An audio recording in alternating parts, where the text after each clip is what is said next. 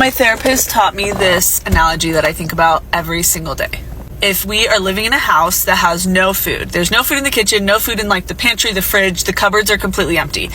And we live there and a man comes to the door, or whoever you are romantically interested in, and has a really fresh, hot, delicious box of pizza.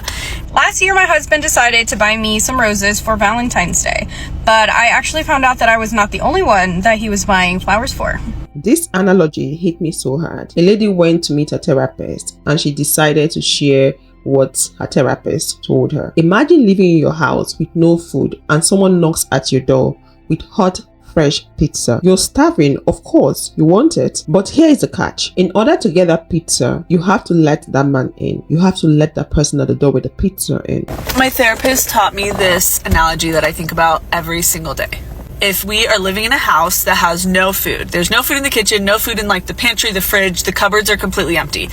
And we live there and a man comes to the door, or whoever you are romantically interested in, and has a really fresh, hot, delicious box of pizza. And he's like, hey, I have this pizza for you. Do you want it? And you're starving and you're like, yes, thank you so much. I'm so hungry. I need the pizza. And he's like, okay, well, the catch is I get to come in as well with the pizza. And you're like, okay, I'm literally starving. Like, I'll take whatever. Just get in here. Like, I need to eat that pizza. Versus if you have a fully stocked kitchen, fridge is full, pantry's full, cupboards are full, you have so much food in your house, and if somebody comes to the door with a pizza and they're like, hey, do you want this pizza? And you're like, yeah, thanks, like that smells delicious. And they're like, okay, well, I get to come in too. And then you're like, okay, actually, I'm not interested. Like, I have food inside. I don't need the pizza that bad, so no thank you. And then you don't invite them in.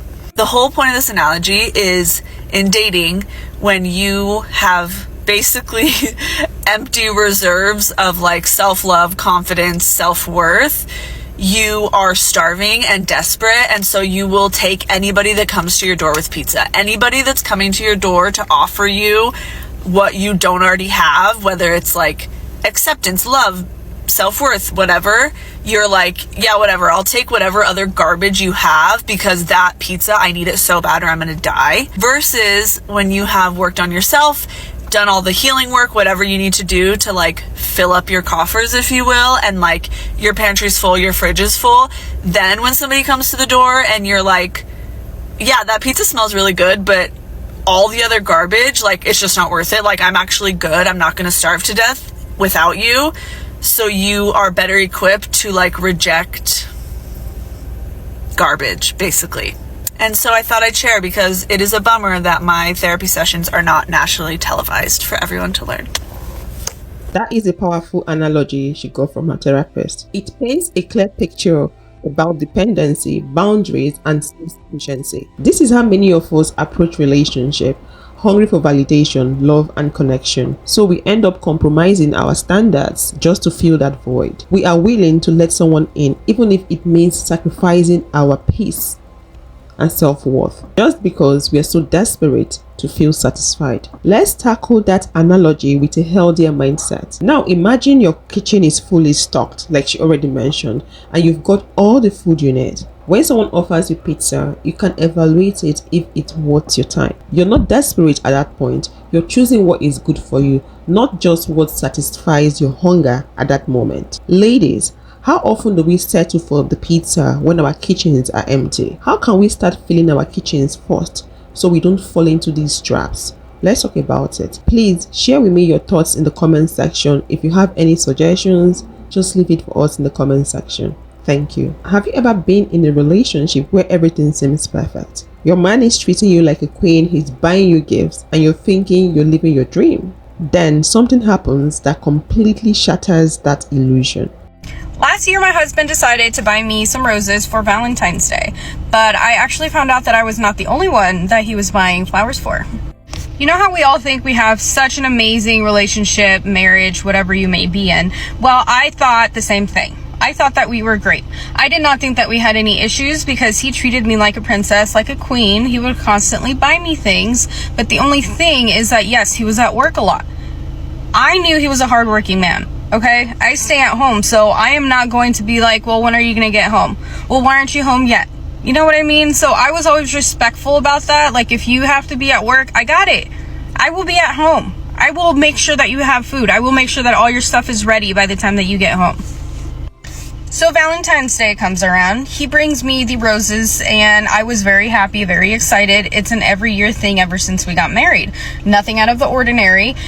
He did say that they had called him into work, so he did have to leave about 5, and he usually doesn't get home until maybe 3 or 4 in the morning. It's normal. It's fine. So I understood. I said, okay, go to work. I will see you tomorrow morning when you get home. Now here's the thing.